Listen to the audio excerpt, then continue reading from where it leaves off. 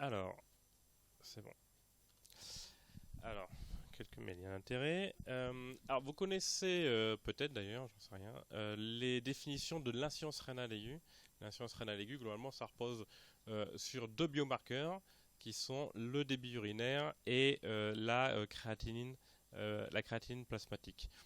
Alors, vous savez qu'il y a eu beaucoup de définitions qui ont été utilisées jusqu'à il y a maintenant une petite dizaine d'années dans la littérature, raison pour laquelle il y a un groupe d'experts qui s'est réuni pour essayer d'homogénéiser un petit peu cette définition de l'insuffisance rénale aiguë, pour qu'on puisse déjà comparer les études entre elles. Alors ces définitions, elles reposent essentiellement donc sur des avis d'experts et donc avec des arbitrages quant aux seuils qui ont été utilisés, mais quand même un substratum physiologique et je vous en parlerai. Mais quoi qu'il en soit, elles existent. Alors donc il y a la définition Riffel qui a été utilisée, puis Akin et maintenant une définition Cadigo qui est un peu la réunification des deux. Et globalement, les définitions utilisées, alors je vous parle de Akin qui est la plus proche de la définition Cadigo pour Kidney Disease Global Outcome et qui donc réunit l'augmentation de la créatinine plasmatique de plus de 50% par rapport à la créatinine de base connue ou de plus de 26 micromoles dans les 48 heures. Ça, c'est stade 1. Stade 2, augmentation de plus de 100%, donc doublement de la créatinine plasmatique. Et stade 3, x3 ou épuration extra-rénale. Et vous voyez les seuils d'oligurie. Stade 1, oligurie inférieure à 0,5 ml par heure pendant 6 heures. Stade 2, pendant 12 heures. Et stade 3 pendant 24 heures ou anurie pendant 12 heures. Donc, il faut les connaître, ces définitions, parce qu'elles elles sont partout. Il faut connaître leur intérêt, mais aussi leurs limites, et dans quel cas elles peuvent être prises en défaut, ou dans quel cas elles peuvent être trop simplistes pour la compréhension réelle de l'atteinte rénale aiguë. Alors, quel est déjà un des points, quand vous lisez les papiers sur l'insuffisance rénale aiguë, qu'est-ce qui vous paraît une des limites principales déjà pour appliquer ou pour la lecture des études sur l'insuffisance rénale aiguë en utilisant cette définition?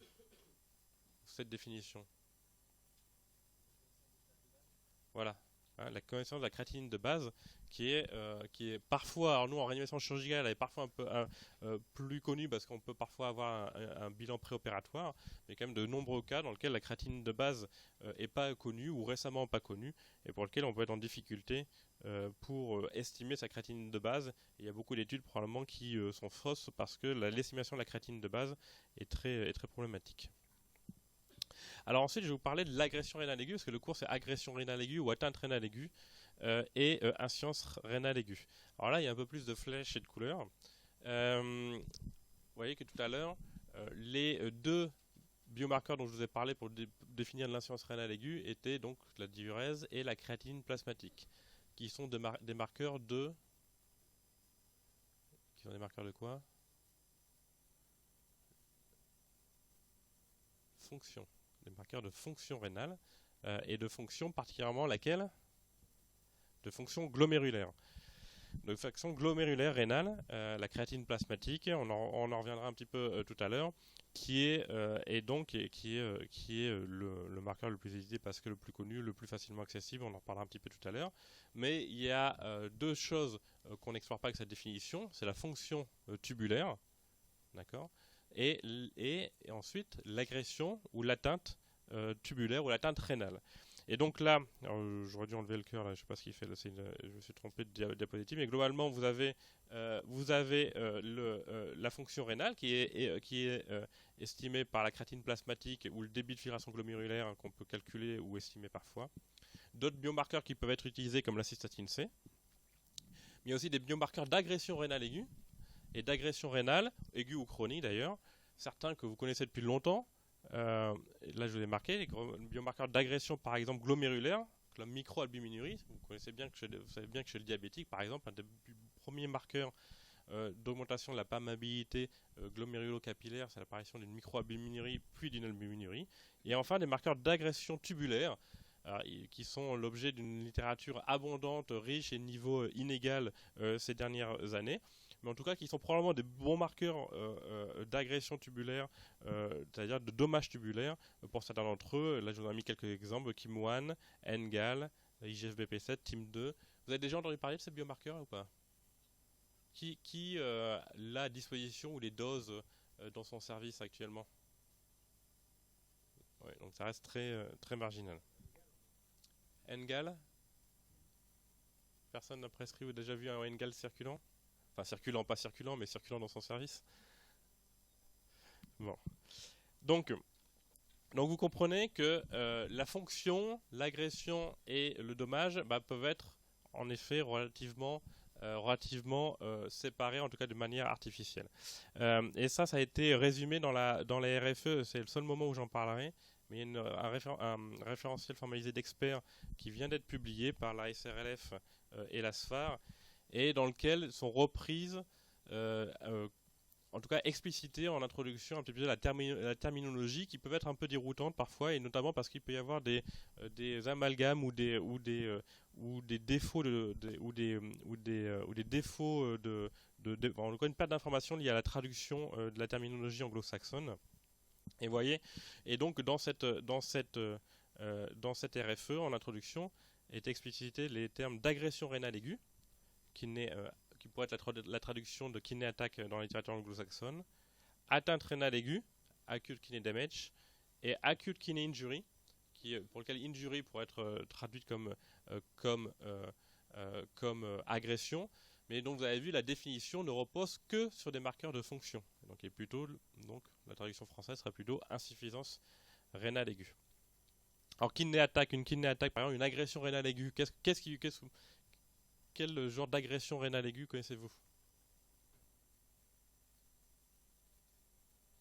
Par exemple.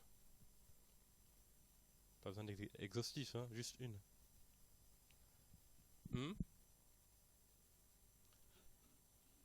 Aucune idée? Quand même, c'est facile ça. Si vous avez du mal maintenant, mal barré. Alors, juste une. Le sepsis, oui. Le sepsis, c'est probablement le facteur d'agression rénale principal chez les malades de réanimation. Un autre? L'hypovolémie, moins sûr. On en parlera tout à l'heure.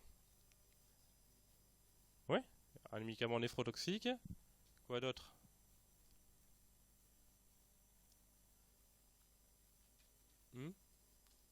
Une chirurgie majeure, une CEC. Tout ça, c'est facteurs d'agression dont les mécanismes d'agression peuvent être variables et parfois multiples, mais sont les facteurs d'agression rénale. J'en reparlerai. Atteinte rénale aiguë, c'est quoi? Comment on pourrait reconnaître une atteinte rénale aiguë, par exemple? Donc, acute kidney damage, comment on pourrait reconnaître?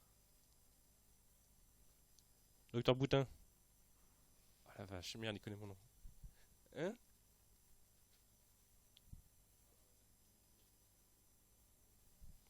Ça serait plutôt, là dans sa définition actuelle, l'acute kidney injury, c'est l'insuffisance rénale aiguë.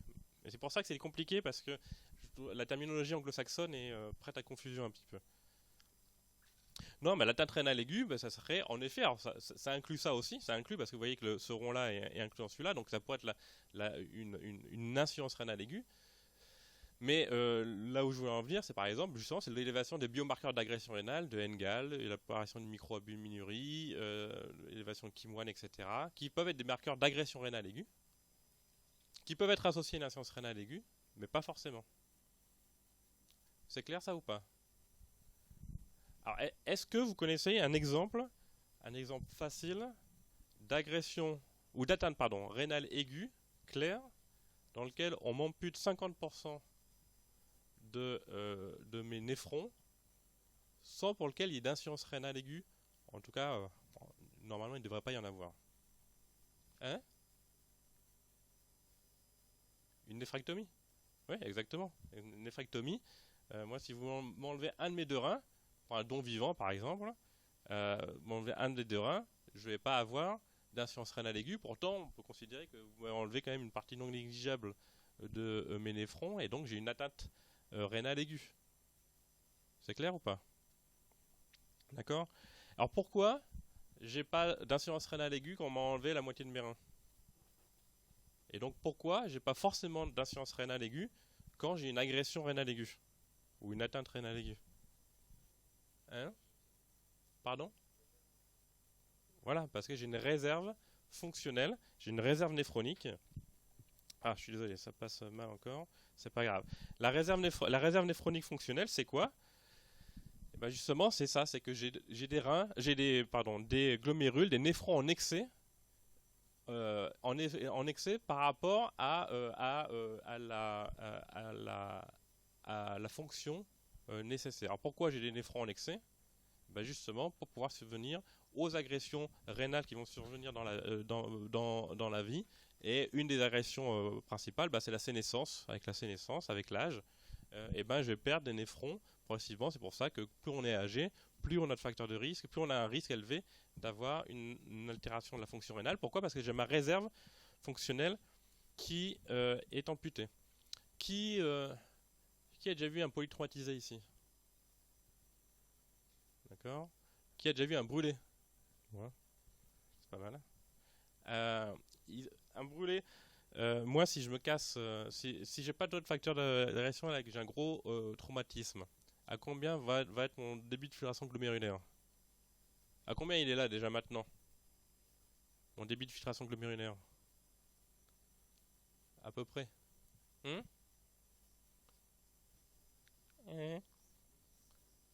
Combien? 100 à 120 minutes par minute. Si si vous me cassez les deux fémurs, ce qui est pas cool, ou après m'avoir rempli, hein, ou si j'ai une infection, si j'ai la grippe par exemple, ou si même je fais un sepsis pas trop grave, ou si je suis brûlé. À combien peut monter mon débit de filtration glomérulaire? Vous avez déjà mesuré le débit de filtration glomérulaire chez vos traumatisés là? Vous mesurez pas? Oui, 300 c'est beaucoup, mais 250 sans souci. Vous pouvez doubler sans souci, entre 200 et 250 minutes par minute, sans souci, le débit de filtration glomérulaire. Donc là, j'ai recruté ma réserve fonctionnelle. C'est-à-dire j'ai mis tout. Pourquoi? Parce que je suis hyperkinétique, j'ai un syndrome inflammatoire, etc. Je ne vais pas rentrer dans le détail. Et donc, alors petit aparté, comment on fait pour mesurer le débit de filtration glomérulaire en réanimation? Ou en situation aiguë, on va dire, en situation aiguë. Voilà, on fait UV sur P. On mesure le débit de filtration glomérulaire. D'accord? Vous savez que les estimations de la clairance ne marchent pas en situation aiguë. Cockcroft, MDRD, etc. Ça ne marche pas en situation aiguë. Pourquoi? Parce qu'il faut que la créatinine soit à l'état stable et c'est validé seulement chez un surrénal chronique. Donc en situation aiguë, ça marche en consultation d'anesthésie. Si vous voulez estimer le débit de filtration glomérulaire, si vous voulez la mesurer en situation aiguë, en réanimation, il faut faire UV sur P. Concentration urinaire de créatinine fois le débit urinaire, enfin le volume urinaire par unité de temps divisé par la créatinine plasmatique. C'est clair ça? Et donc là, si j'ai une agression par exemple, là j'ai un syndrome grippal, j'ai augmenté mon débit de filtration glomérulaire, et parce que vous pensez que c'est une infection bactérienne, vous me faites un shoot d'aminosides, je vais avoir une agression rénale aiguë. Mais mon agression rénale aiguë va peut-être m'amputer ma réserve fonctionnelle, mais mon débit de filtration glomérulaire va rester dans les ranges de la normalité. Pourquoi? Parce que j'avais une réserve fonctionnelle auparavant. D'accord?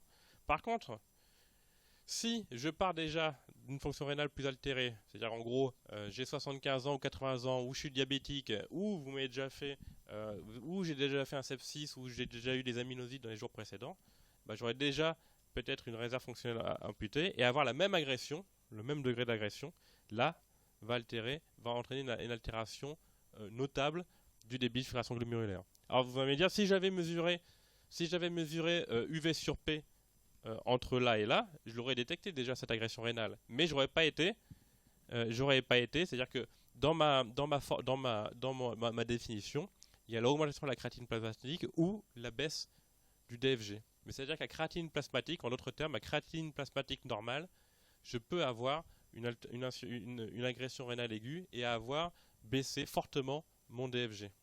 C'est clair?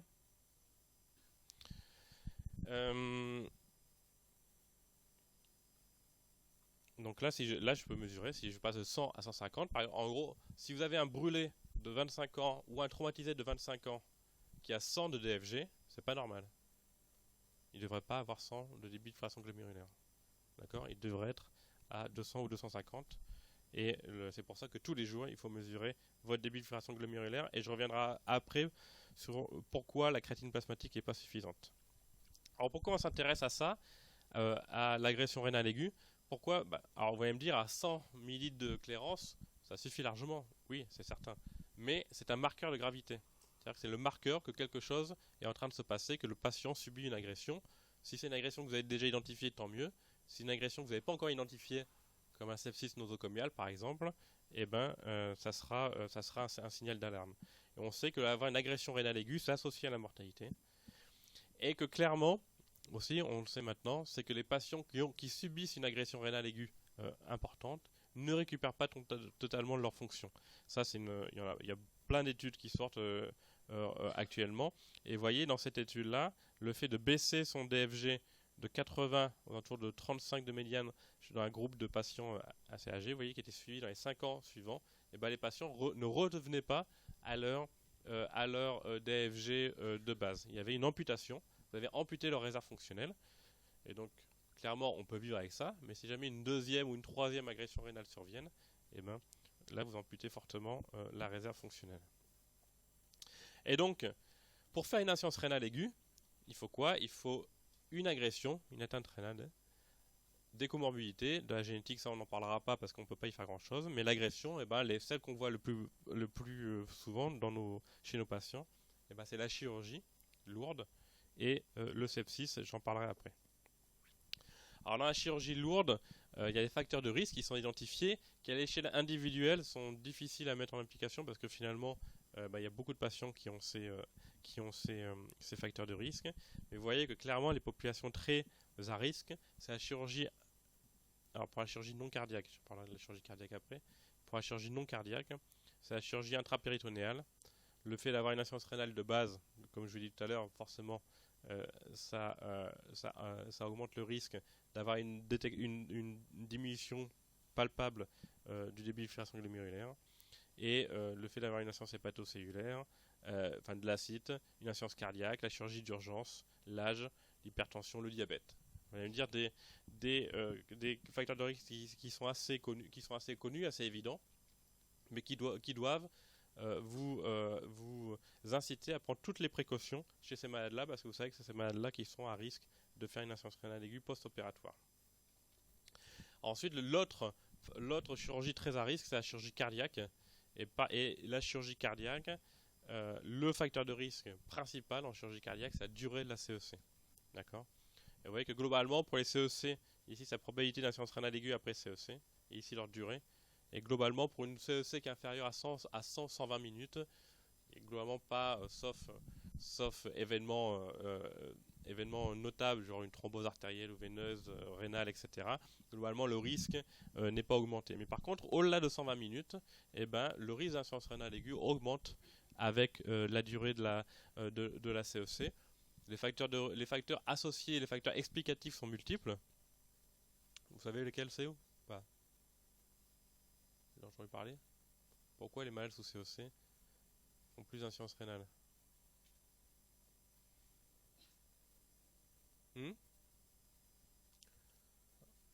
Oui, mais on met une CEC pour inscrire justement, il y a un clampage de l'aorte, ils sont à cœur arrêté. Mais... Vous avez une idée ou pas? Qui a déjà fait de la chirurgie cardiaque? Personne? Non, il y a plusieurs facteurs. Alors, déjà, il y a une grande part qui n'est pas encore connue. Mais les facteurs en tout cas qui ont été identifiés, c'est l'hémolyse intravasculaire, les hémolyses. Il peut y avoir les micro-emboles qui partent au moment des clampages. 3. La réponse inflammatoire systémique associée à la CEC. Et 4, peut-être, mais ça c'est moins sûr, le caractère non pulsatile de la CEC, et ça c'est plus discuté. Et puis ensuite, il y a les facteurs de suragression. Tout à l'heure, vous parliez de l'hypovolémie. Ça, c'est probablement les facteurs de suragression. C'est pas les facteurs en eux associés à l'agression rénale aiguë. C'est les facteurs de suragression. Et donc, c'est comme... Et ça, c'est une image que j'ai repris à Didier Journois, justement. C'est comme le traumatisme crânien et l'agression primitive du traumatisme crânien. et ben, les facteurs de suragression cérébrale, des facteurs d'agression secondaire d'origine systémique, et ben, le rein c'est pareil, il y a un facteur primaire d'agression rénale aiguë, puis des facteurs surajoutés à l'agression rénale aiguë, qui sont les facteurs de suragression, et pour lequel vous aurez là-dessus la main, en tout cas vous aurez des leviers d'action. Alors l'influence de l'hémodynamique, on en parlait.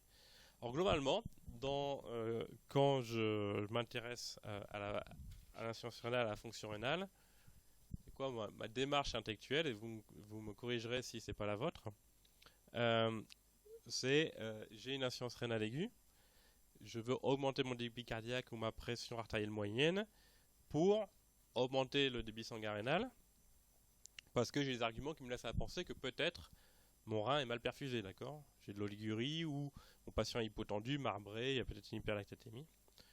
Et le fait d'augmenter mon débit sanguin rénal va augmenter ma pression hydrostatique, ou en tout cas la pression de gradient transcapillaire glomérulaire, pour augmenter mon DFG et mon débit urinaire. Vous êtes d'accord avec ça? C'est votre démarche intellectuelle d'habitude ou pas? Ouais, bon, enfin, moi je remplis. Hein. Non? Vous êtes d'accord ou pas? Non. Alors, il y a quelques erreurs à pas commettre, d'accord? Quand un patient oligurique, par exemple, ou hypotendu, pensez que l'optimisation hémodynamique est la solution à l'insuffisance rénale d'un malade. D'abord, la première est que l'oligurie est un marqueur fiable d'hypovolémie. Je vais lui faire un quiz. Qui pense que l'oligurie est un marqueur fiable d'hypovolémie? Personne? Bon. Alors, pourquoi l'oligurie n'est pas un marqueur fiable d'hypovolémie? Alors pourquoi?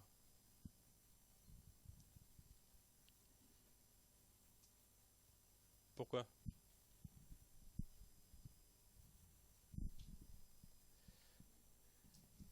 Non, blague à part, qui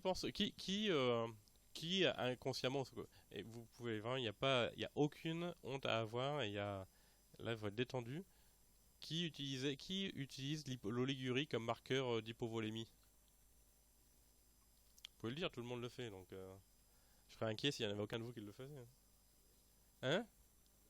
D'alerte, ça dit. Donc voilà, l'hypovolémie peut être une cause.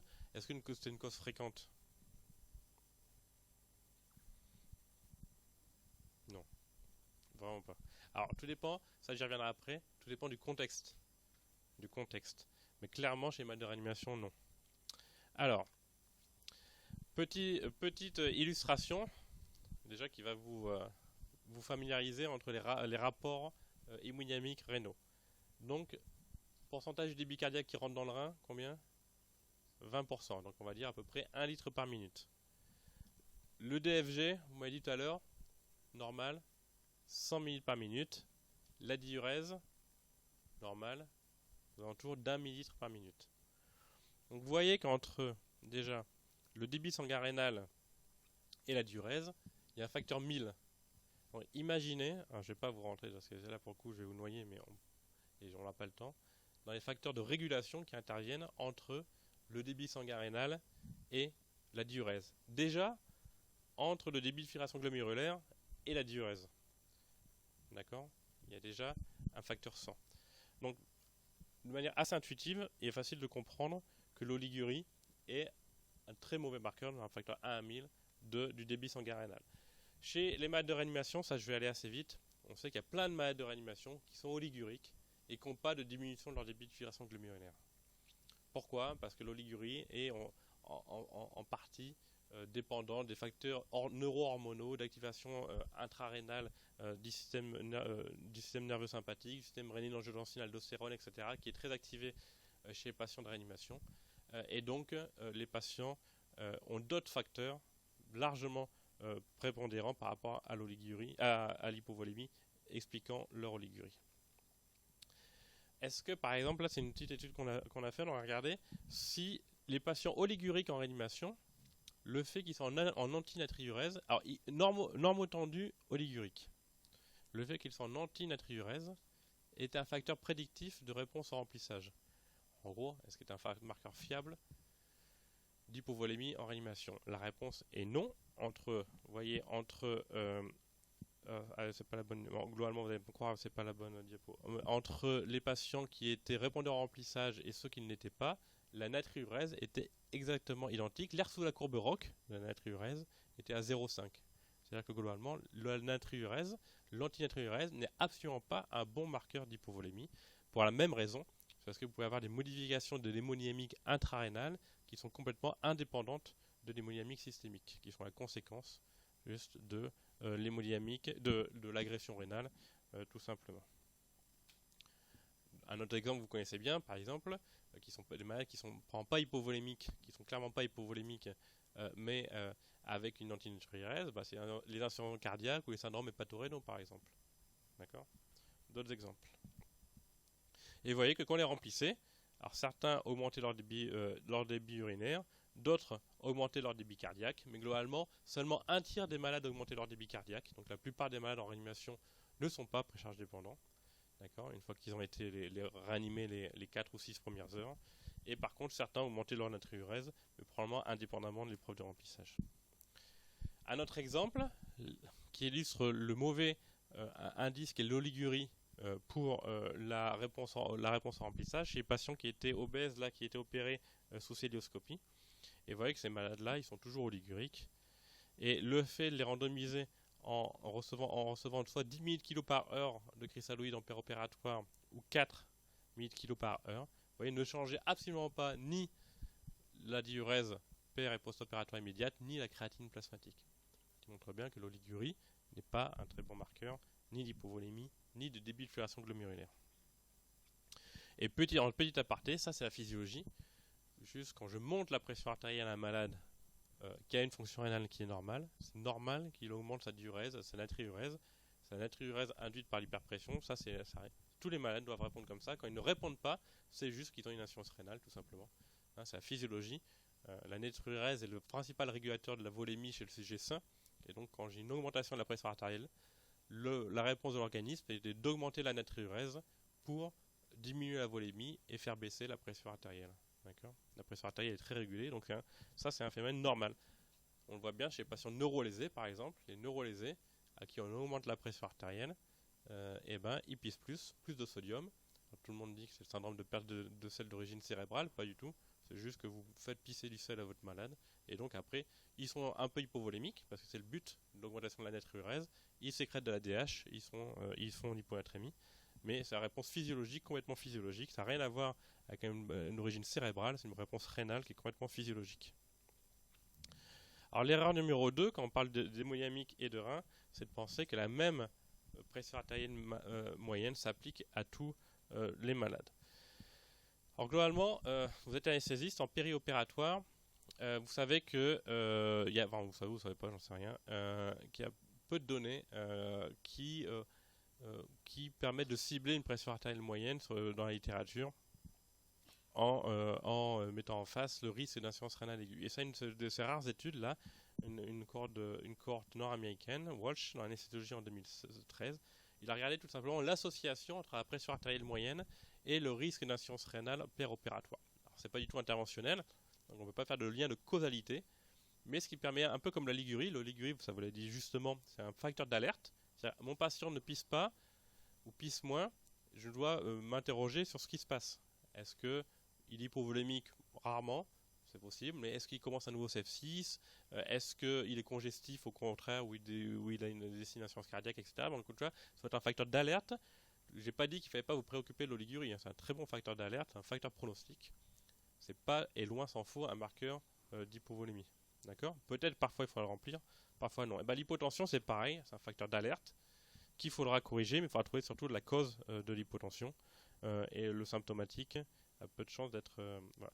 Et donc dans cette étude-là, une pression artérielle inférieure à 60 était vraiment ce qu'on appelle le cut-off associé à l'augmentation du risque d'insuffisance rénale péropératoire. Ce qui signe que globalement, à l'échelle d'une population, à l'échelle individuelle, on ne peut rien dire, mais à l'échelle d'une population, ça doit être vraiment une pression pour laquelle il ne faudra pas tolérer d'aller en dessous sur ce risque-là, et vraiment l'augmentation qui devait naître pour une PAM inférieure à 55.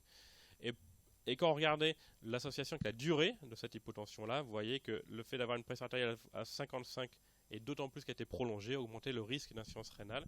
Ça paraît assez évident, mais voilà, donc en gros, c'est un cutoff que vous devez avoir en tête. 60, signe d'alerte, c'est un risque d'insuffisance rénale périopératoire. Alors, 60, oui, à l'échelle d'une population, c'est très grossier, mais vos malades ne sont pas tous les mêmes, si vous ne l'avez pas remarqué, ce seuil de pression artérielle moyenne peut varier grandement d'un malade à l'autre. Une partie expliquée par la physiologie. La physiologie, vous savez qu'il y a une courbe d'autorégulation du débit sanguin rénal et du débit de filtration glomérulaire qui fait qu'en dessous d'un certain seuil, fusion rénale, le débit sanguin rénal et le débit de filtration glomérulaire vont baisser. D'accord ? Pourquoi ? Cette autorégulation du débit sanguin rénal, qui se rapproche de celui de l'autorégulation cérébrale, a pour finalité de protéger le rein en cas d'hypertension. C'est-à-dire que si jamais mon patient est hypertendu, de ne pas augmenter la charge hydrosodée, si vous voulez, rénale. Et donc, j'ai des malades pour lesquels je peux me balader ici. Alors là, vous voyez, les pressions de perfusion rénale sont basses, donc c'est pas très autogénique, mon débit sanguin rénal baisse. Mais chez certains malades, et notamment les sujets hypertendus chroniques, j'ai une déviation vers la droite de cette courbe d'autorégulation, et pour lequel cette courbe de dépendance débit sanguin rénal, pression de perfusion rénale, sera décalée vers la droite, et donc pour les pressions de perfusion rénale beaucoup plus élevées. Voir, donc ça c'est la physiologie, la physiopathologie, voir une perte de l'autorégulation du débit sanguin rénal, et ça on le voit dans les agressions rénales aiguës, dans les insuffisances rénales aiguës sévères, il peut y avoir une perte d'autorégulation du débit sanguin rénal, pour lequel il y a une relation linéaire entre le débit sanguin rénal et la pression de perfusion rénale.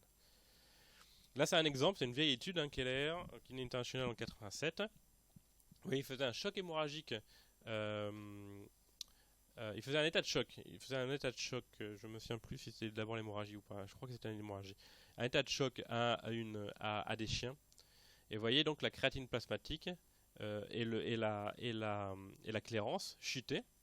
Et puis les chiens récupéraient. Puis après, ils ont fait une deuxième agression, donc une suragression, avec un nouveau choc hémorragique.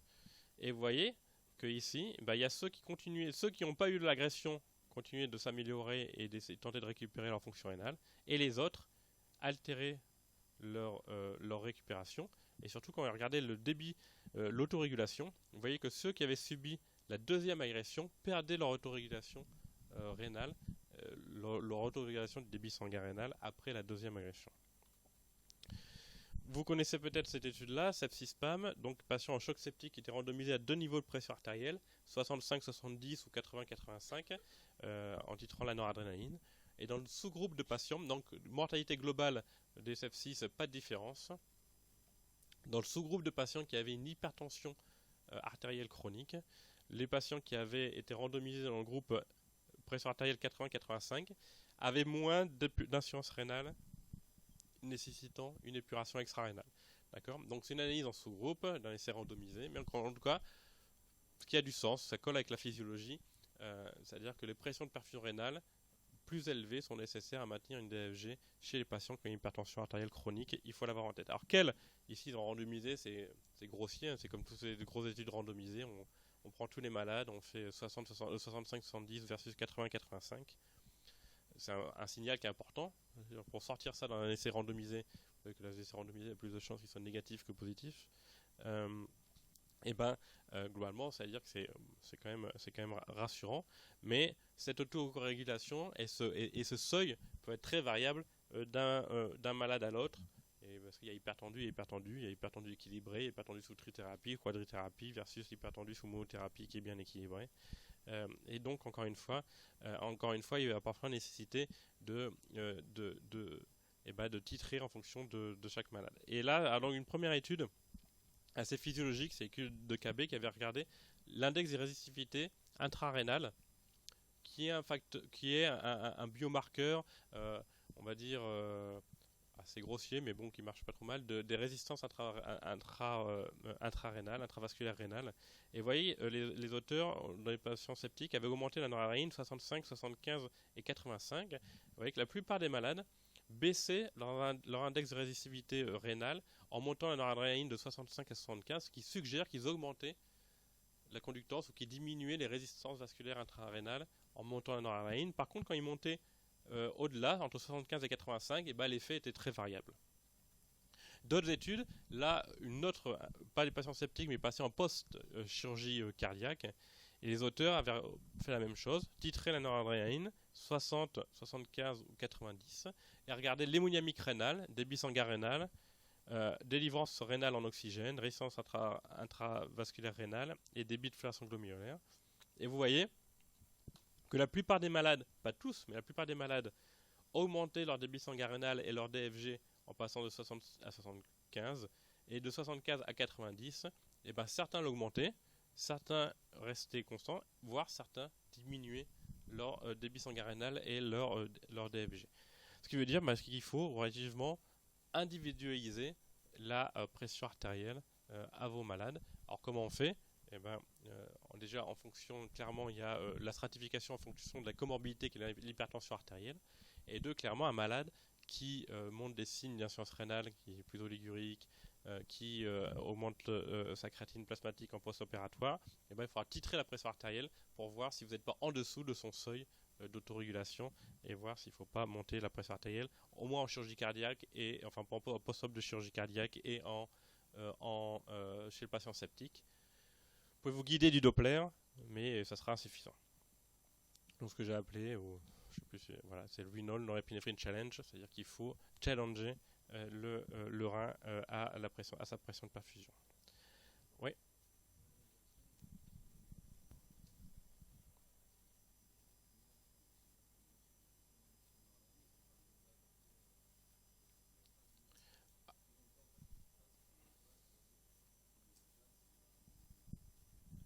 Alors ça c'est une très bonne question, c'est pas évident. Quel seuil retenir, je ne pourrais pas vous dire. Le marqueur qui est le plus réactif, c'est la diurèse, clairement. Si mon malade, après une épreuve de remplissage ou après une augmentation de noradrénaline, sous réserve que la noradrénaline soit bien arrivée au malade, parce qu'il y a un problème. En tout cas, quand vous voyez l'augmentation de la pression artérielle moyenne, la diurèse doit très rapidement augmenter. Dans les quelques minutes qui suivent, vous avez l'augmentation de la diurèse. La créatinine plasmatique, c'est plus long, et ça je vous montrerai après pourquoi, donc c'est beaucoup plus long. Ça c'est plus difficile. Mais ce que vous pouvez faire, par contre, c'est des clairances. C'est-à-dire, en fait, UV sur P sur 1 heure. Hein, sur UV sur P sur 1 heure, c'est au lieu de diviser par 1440, vous divisez par 60 minutes. Vous faites ça, une première épreuve, puis vous regardez, et globalement, vous regardez la diurèse, le DFG, et vous pouvez vous aider, en tout cas, parfois, ce qui renforce quand même, c'est le Doppler rénal. C'est pas, on ne prend pas des décisions seulement ce biomarqueur-là, mais en tout cas, ça me renforce dans la conviction ou non que j'étais en dessous de mon seuil d'autorégulation quand mes résistances intrarénales baissent quand j'augmente la pression artérielle. C'est clair? L'erreur numéro 3 à ne pas faire, c'est arriver trop tard. Et ça, je vais en parler, et c'est là que je vais vous parler de la créatinine plasmatique, pour laquelle il faut que vous connaissiez ses limites dans son interprétation. La créatinine plasmatique, vous savez que c'est dépendant de la production, qui est essentiellement musculaire, et son élimination, qui est très, très essentiellement glomérulaire. Mais son gros inconvénient à la créatinine plasmatique, c'est quoi?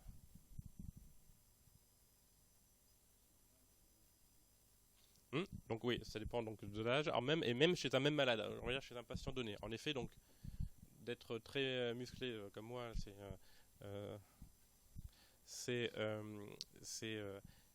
différent que d'avoir un patient cachectique qui fait 45 kg, qui arrive même, et on voit très bien les patients très âgés en réanimation qui peuvent avoir des augmentations très lentes de la créatinine plasmatique, tout simplement parce qu'ils n'ont pas de créatine à produire, parce qu'ils n'ont pas de muscle. Mais chez un patient donné, quel est le problème avec la créatinine plasmatique? Voilà, le volume de distribution qui est très large de la créatinine plasmatique. Et donc le volume de distribution, vous savez à peu près de combien il est?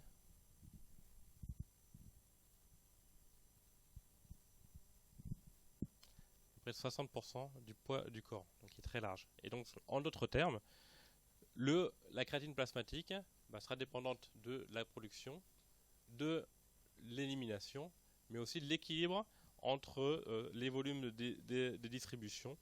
On pourrait lire cette étude-là dans Critical Care en 2013 qui est assez bien faite, qui est la modélisation de la créatine plasmatique et de son comportement. Mais tout ça pour dire que le temps de saturer tout son volume de distribution et de l'équilibre entre le secteur vasculaire et les autres volumes de distribution, eh ben, vous allez nécessiter du temps avant d'atteindre le plateau. Et ici, vous voyez dans cette modélisation, l'insuffisance rénale aiguë survenait ici. Vous voyez ici, alors pour l'instant, vous regardez que ceux qui ont pointillé. En pointillé, c'est l'augmentation, c'est l'altération du DFG. Donc là, 0%, mon DFG est normal. 33%, j'ai diminué de 33% mon DFG. 50% de 50% mon DFG. 67% de 67% mon DFG. Qu'est-ce que vous constatez?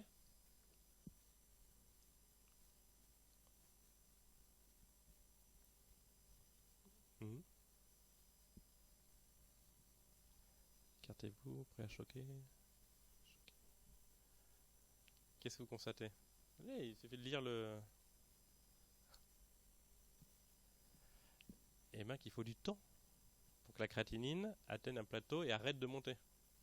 Là vous voyez, créatinine plasmatique, ici dans le noir que j'aurais pu vous mettre les heures, c'est le nombre d'heures après la chute du DFG, et vous voyez qu'il faut du temps, et d'autant plus de temps que l'altération du DFG est profonde. Vous voyez que 67%, à 72 heures, je commence à peine à atteindre mon plateau de créatinine plasmatique. Pourquoi? Parce qu'il faut que mon secteur plasmatique s'équilibre avec les autres volumes de distribution de la créatinine plasmatique. D'accord? En pointillé, pardon. En pointillé. Alors, à votre avis, quelle est la différence entre le pointillé et les traits pleins?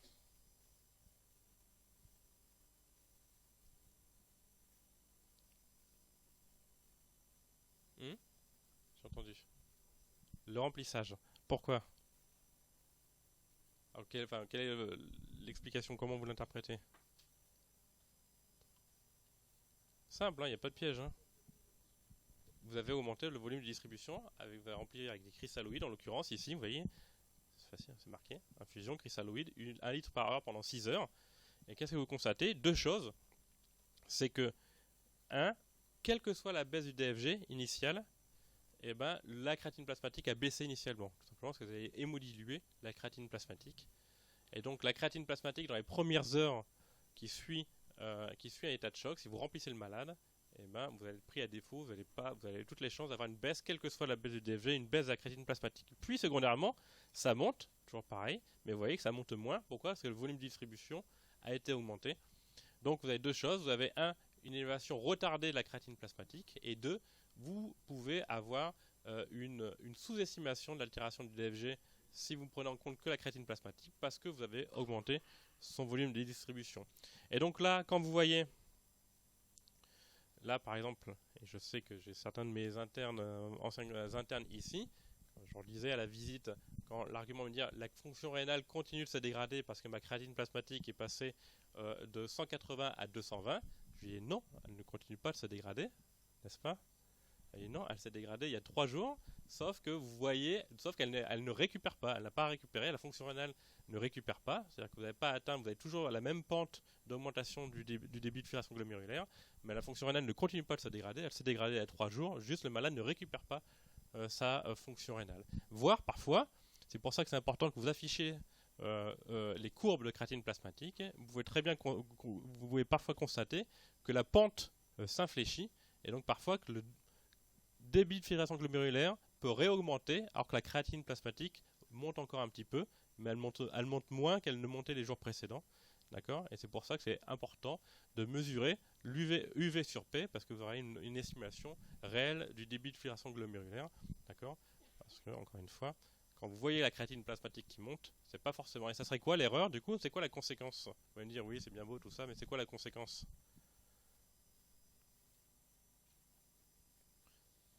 Pratique, très pratique.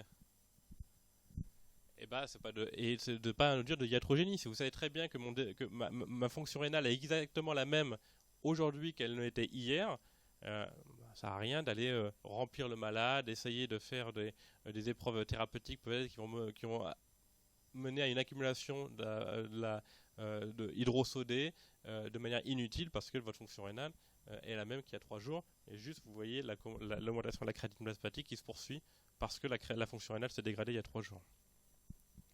Et d'ailleurs, on est assez étonné parce que là, une étude, et c'est voilà, physiologie, et qui peut mettre peut-être, alors j'en sais rien, je vais pas rentrer dans le débat de l'utilité de ce traitement-là en post-op de chirurgie cardiaque.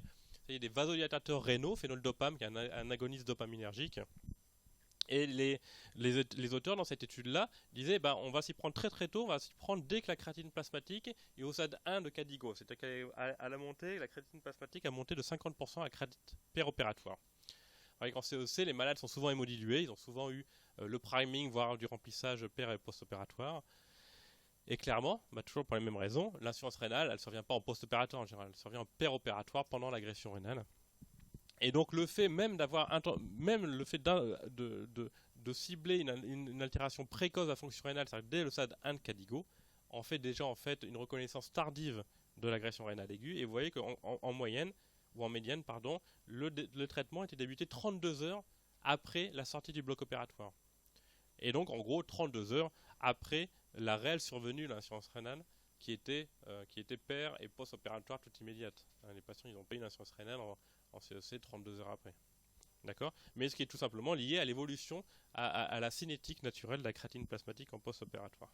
Donc ça, il faut que vous le connaissiez, vous le compreniez pour pas passer à côté de l'insuffisance rénale et pour pas avoir une mauvaise interprétation de votre créatine plasmatique, c'est essentiel. Pourquoi? Parce que une des raisons, c'est que quand vous intervenez trop tard, globalement, vous avez toutes les chances de mettre des traitements iatrogènes inutiles et de ne plus être efficaces. Euh, Plein d'études. En réanimation, malheureusement, on a toutes les chances d'être, quand on arrive trop tard, d'être inutile. Gattinoni, l'optimisation du débit cardiaque ou de la SCVO2, maintenant, il y a déjà plus de 25 ans. Ouais, 30 ans même. Non, 25. L'augmentation en mettant remplissage et globalement d'obutamine en augmentant la SVO2 ou le débit cardiaque, il n'y avait aucune différence. Les malades n'étaient pas moins malades de leur rein. Pourquoi? Tout simplement parce que c'était des malades qui étaient déjà installés dans leur maladie et que la fenêtre thérapeutique avait probablement été dépassée. Par contre, au bloc opératoire ou en post-opératoire immédiat, c'est probablement là que vous avez, ou dans les toutes premières heures quand vous prenez un malade de soins critiques, un sepsis ou un choc hémorragique, c'est-à-dire les toutes premières heures de déchocage, ou en péropératoire encore mieux, parce que là, vous pouvez être en amont de l'agression, et ben le fait d'optimiser l'hémodynamique, notamment en monitorant le débit cardiaque, je ne vais pas faire tout un topo là-dessus, mais globalement, est associé, il y a plusieurs méta-analyses, est associé à une diminution du risque d'insuffisance rénale péropératoire. Ici, c'est un essai randomisé pour lequel il n'y avait pas de différence significative entre les deux études, sauf quand les auteurs incorporaient leur étude avec les autres études pour en faire une méta-analyse.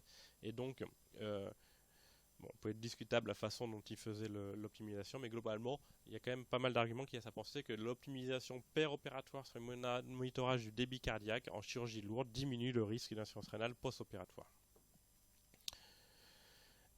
Et un point important, c'est peut-être pour ça que je l'ai mis d'ailleurs, le point important de cette étude-là, enfin à mon avis, c'est que clairement, dans cette étude-là, il y avait une courbe d'apprentissage. C'est-à-dire que les malades qui étaient inclus plus tardivement pendant le processus, et pourtant c'était un monitorage très basique sur l'analyse de l'onde de pouls, très basique de l'hémodynamique et du débit cardiaque. Bah, clairement, les malades bénéficiaient d'autant plus qu'ils étaient inclus tardivement dans l'étude. Pourquoi? Parce que les investigateurs apprenaient à monitorer et à faire du monitorage, à optimiser l'hémodynamique. Et donc, clairement, l'hémodynamique, ça reste complexe. C'est pas le delta pp, l'hémodynamique. Ça reste complexe et ça prend du temps d'apprendre. Et c'est clairement, si vous n'avez pas un apprentissage continu et une bonne connaissance physiologique, et ben, c'est pas le jour où vous en avez besoin que vous allez inventer ou réinventer la physiologie et l'hémodynamique. Ça demande beaucoup d'investissement et beaucoup d'attention. Alors, apport volémique, combien? Toujours pareil. Plus que combien, c'est quand. Et ça, je vais vous faire rapidement mettre l'accent encore une fois sur le timing plutôt que la quantité. Plusieurs études de Orligol Directed Therapy, vous connaissez le traitement guidé sur les objectifs hémodynamiques, l'étude de Rivers en 2001, l'optimisation hémodynamique basée sur la SCVO2 pour optimiser l'hémodynamique pour améliorer le pronostic du choc septique. Vous savez que l'étude a été positive, améliorer le pronostic. On va pas faire l'analyse critique, mais 2014 et 2014, deux autres études beaucoup plus larges, négatives. Qu'est-ce qu'on constate? L'étude de Rivers, vous voyez, 13 litres de remplissage pendant les 72 premières heures, 44% de mortalité. D'accord? Donc on va pas discuter de l'intérêt du monitorage basé sur les CO2. Mais là, je vais vous parler de l'intérêt, l'association avec le volume de remplissage. L'étude Process, qui était vraiment le copier-coller quasiment, mais en multicentrique de Rivers, donc 13 ans plus tard, vous voyez, moitié moins de remplissage, 21% de mortalité. D'accord? Avec des corps Apache qui étaient à peu près similaires. Tout ça pour dire pourquoi cette étude qu'on prend était négative. C'est parce que c'est rentré dans la culture que ce qui comptait, c'est remplir précocement, rapidement les malades et arrêter de les remplir. En tout cas, ça rentre dans les mœurs, arrêter de les remplir quand il n'y a plus besoin. D'accord? Et donc clairement, je pense que ça illustre bien le fait que ça saurait si le volume de remplissage était associé à un meilleur pronostic. C'est plutôt l'inverse. D'accord? Par contre, c'est de prendre en charge précocement et leur donner le bon remplissage au bon moment qui est associé au meilleur pronostic chez ces malades-là. Et à l'inverse, avoir une balance hydrosodée trop positive, c'est-à-dire ne pas arrêter de remplir les malades quand ils n'en ont plus besoin, ça, il y a quand même beaucoup d'études maintenant qui montrent une association forte avec le pronostic et que c'est un facteur de mauvais pronostic d'avoir une balance hydrosodée très positive. Ça rend les malades plus difficilement sevrables du ventilateur. Et ça, je ne vais pas faire tout un topo, ça je ne vais pas vous en parler.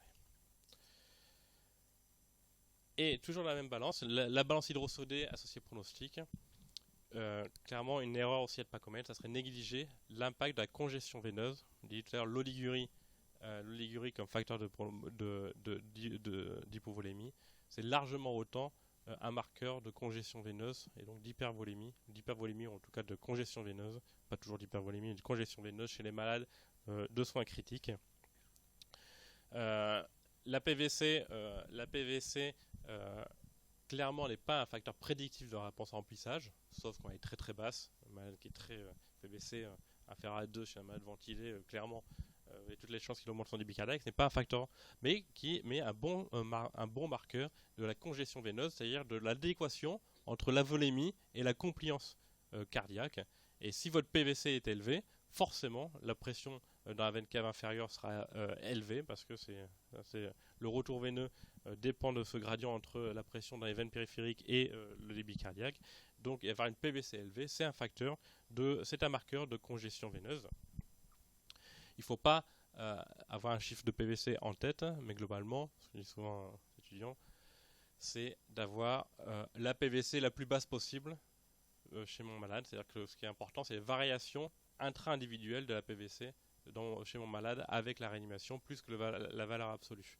Et globalement, ce qui est plus grave, c'est pas d'avoir 14 de PVC. Ce qui est grave, c'est d'être parti de 5 de PVC et d'arriver à 14 ou 18 avec la réanimation et de ne pas s'arrêter.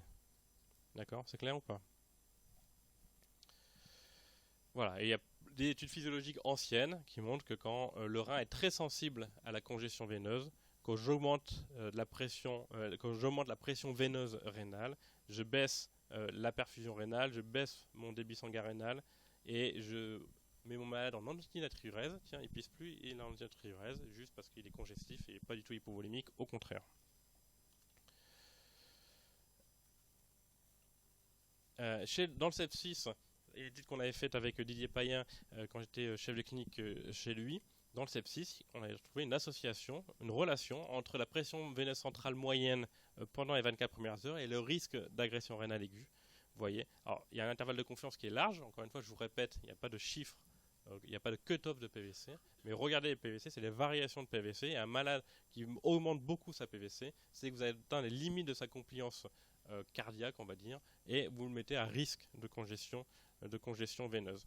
Et pourquoi le rein est si sensible à la congestion? En partie parce qu'il est un peu comme le cerveau. Et le cerveau, il est comment? Il est dans une boîte inextensible. Et le rein est pareil, il est dans une capsule, il est encapsulé, capsule inextensible. C'est-à-dire que si vous générez de la congestion, et donc congestion égale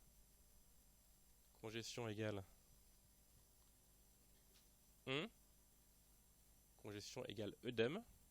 Si vous augmentez la pression hydrostatique capillaire, vous générez l'œdème. Vous générez l'œdème interstitiel dans une capsule qui est inextensible. Vous allez augmenter la pression intracapsulaire. Ça, c'est une étude. L'œdème qui a été généré par de l'ischémie-reperfusion chez des animaux, chez des souris. Et alors, c'est de la scintigraphie pour regarder la fonction tubulaire par scintigraphie. Vous voyez que les rats, ou les souris plutôt, pour lesquels les reins n'étaient pas décapsulés, avaient une altération profonde de leur fonction tubulaire après reperfusion.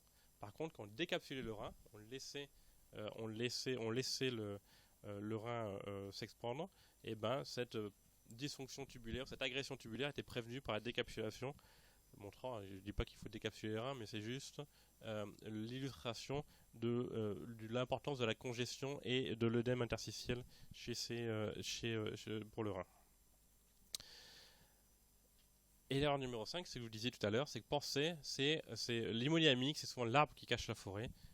Bien sûr qu'il faut optimiser l'hémodynamique des malades, je vous l'ai dit tout à l'heure, surtout l'importance du timing, mais clairement, il ne faut pas se laisser leurrer. Un malade qui a une altération hémodynamique, le primum movens de son altération hémodynamique, les primum movens de l'insuffisance rénale, c'est la cause de l'altération hémodynamique, ce n'est pas l'altération hémodynamique. D'accord ? Le rein est tolérant à l'hypovolémie. Moi, en fin de journée, et vous aussi, quand vous êtes déshydraté, vous êtes hémoconcentré, vous êtes très probablement, enfin, même pour sûr, hypovolémique et vous n'êtes pas insuffisant rénal. D'accord ? Un malade qui a insuffisance rénale en réanimation, c'est la cause d'admission en réanimation ou d'une complication qui fait l'insuffisance rénale. L'hémodynamique est un facteur de suragression dont il faut s'occuper, mais ce n'est pas le primum movens. Là, une étude qui est assez illustrative pour ça, des pneumonies aiguës communautaires sans signe de gravité, c'est-à-dire qui n'étaient pas choqués, qui n'étaient pas en grande détresse respiratoire, et ben vous voyez qu'un nombre important de ces patients-là, un gros tiers, avait une insuffisance rénale aiguë, d'accord, qui montre bien qu'il y a une dissociation avec l'hémodynamique systémique et que cette insuffisance rénale aiguë était fortement associée à la mortalité.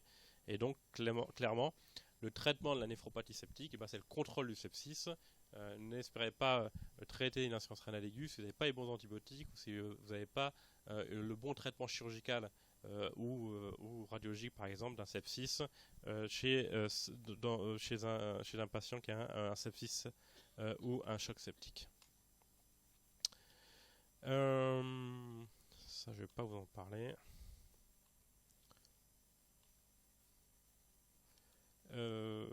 Voilà, donc globalement pour l'hémodynamique, pour revenir à l'hémodynamique, il faut s'en occuper, mais il ne faut pas se laisser leurrer par l'hémodynamique, et il faut surtout ne pas faire de bêtises. Et pas faire de bêtises, c'est quoi ? C'est arriver trop tard et ou ne pas arrêter le remplissage ou attribuer de manière aveugle une insuffisance rénale à une hypovolémie. Ça avec Didier Payen, voilà, on avait proposé un algorithme.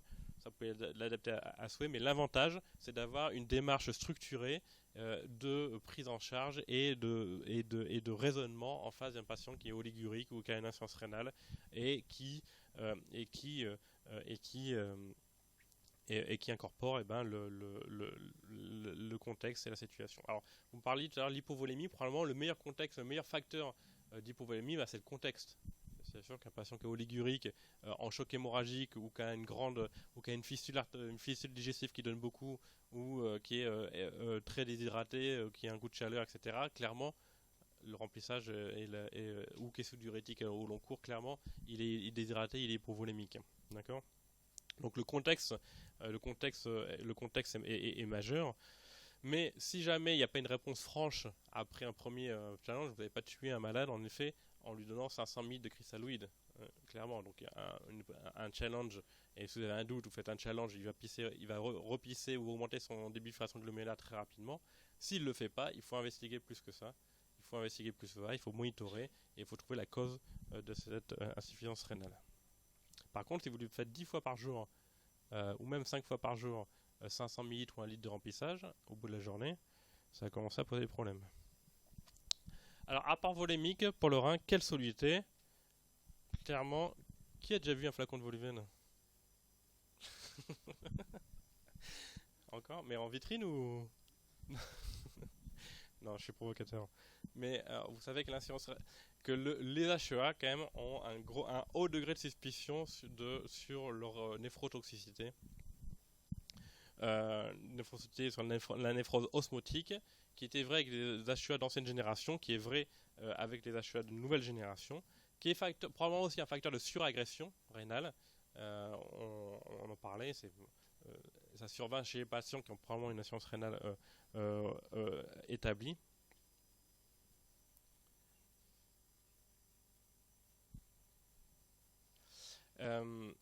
Plusieurs études, je vais juste aller à cette méta-analyse-là. Les patients de soins critiques hospitalisés en réanimation qui recevaient dans les essais randomisés des HEA avaient un risque d'insuffisance rénale, y compris d'insuffisance rénale dialysée et de dialyse et de mortalité qui était augmentée quand ils recevaient les HEA. Et donc il y a eu une lettre aux professionnels de santé de la NSM et de l'Agence européenne du médicament qui a contre-indiqué les HEA. Vous êtes au courant de ça ou pas?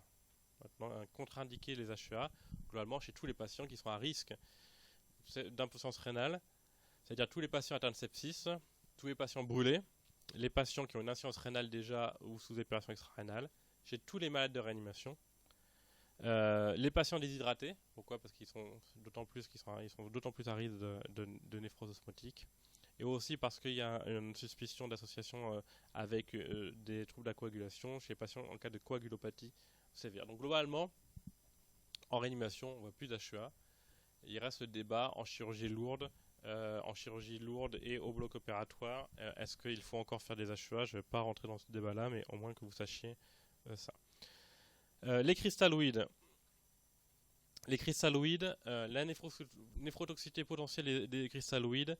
Vous savez qu'il y a un débat entre les solutés riches en chlore et les solutés ce qu'on appelle balancées, on va dire pauvres en chlore. Vous connaissez quoi comme soluté balancée pauvre en chlore? Lactate. Il y a combien de concentration de chlore dans le NaCl à 0,9%? J'entends pas, je suis désolé.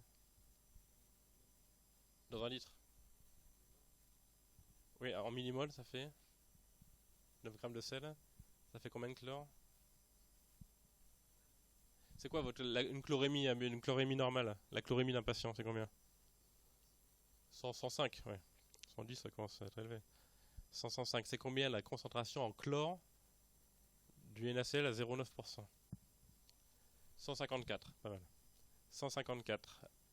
Le rangeur lactate? 110, 111. Ok, et il y en a d'autres solutés qui sont commercialisées. Alors pourquoi on met autant de chlore dans le NaCl à 0,9%?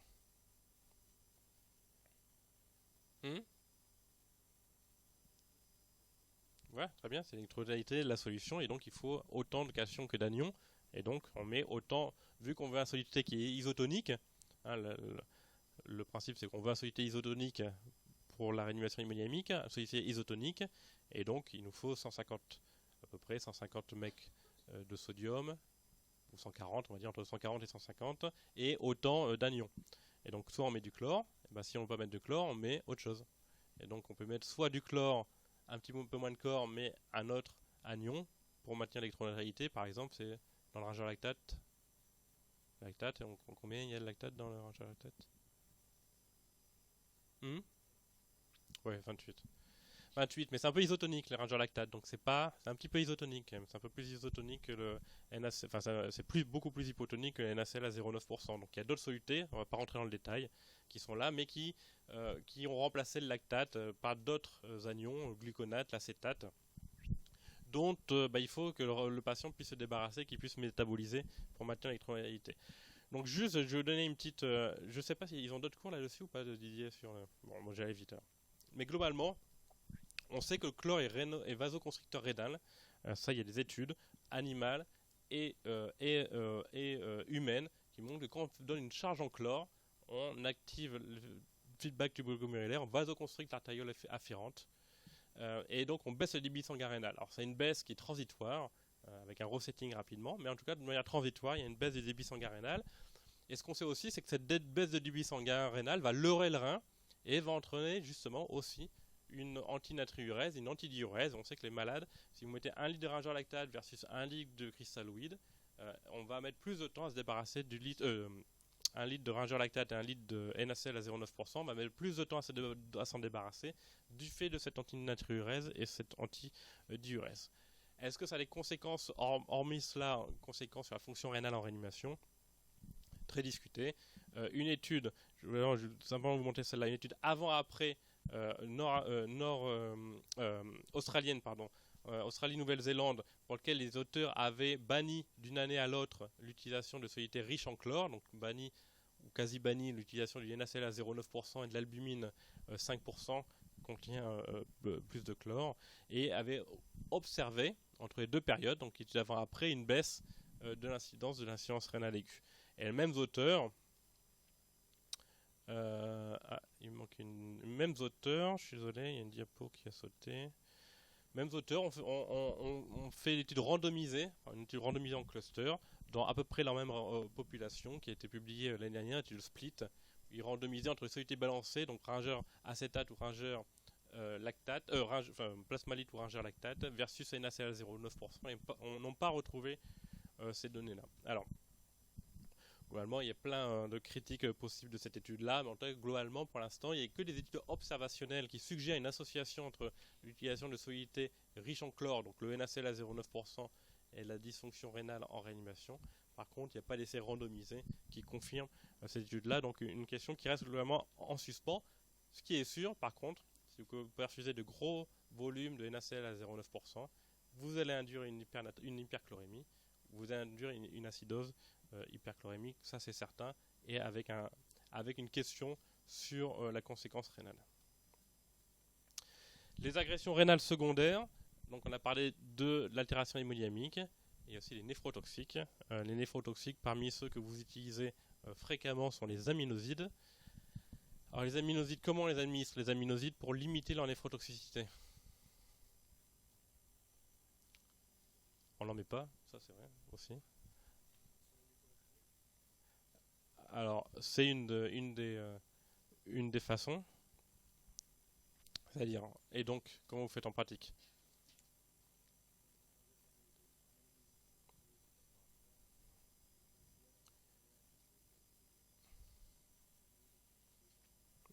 D'accord. Alors, globalement, ça, en effet, ça, c'est une des façons de faire. Les autres façons de... Enfin, il faut le faire, mais c'est quoi les autres mesures? Hmm.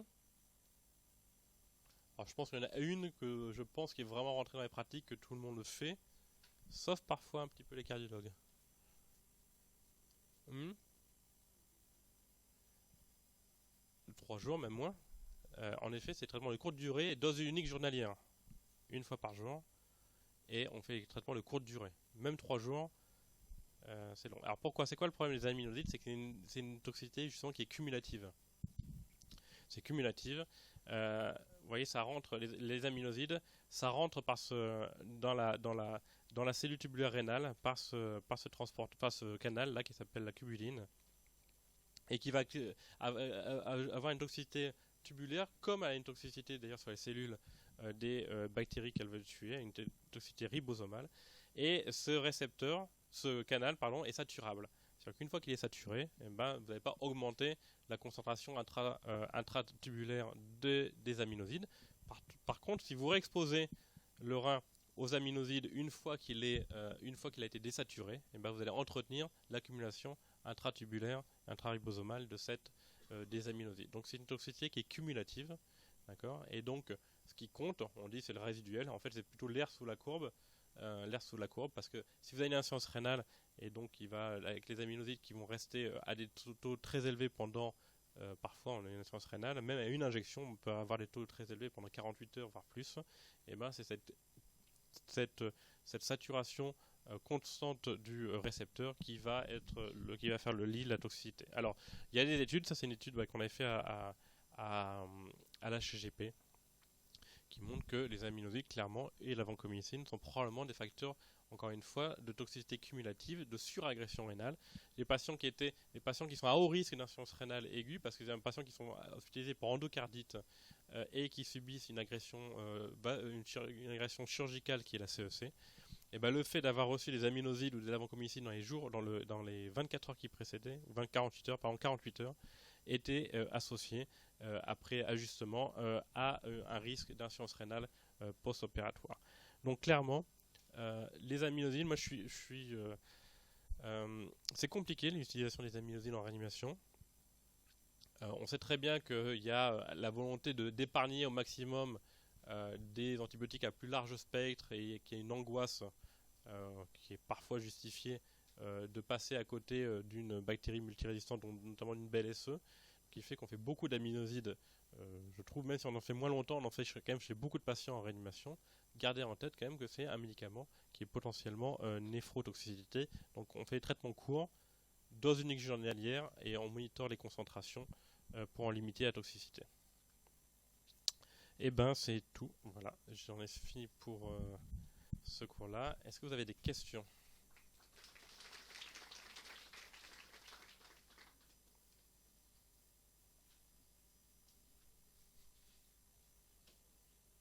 Non, c'est bon. Ah, pardon. Les Oui.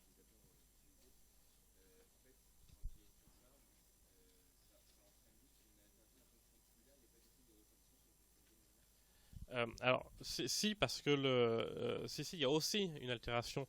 Alors, juste, je reprécise.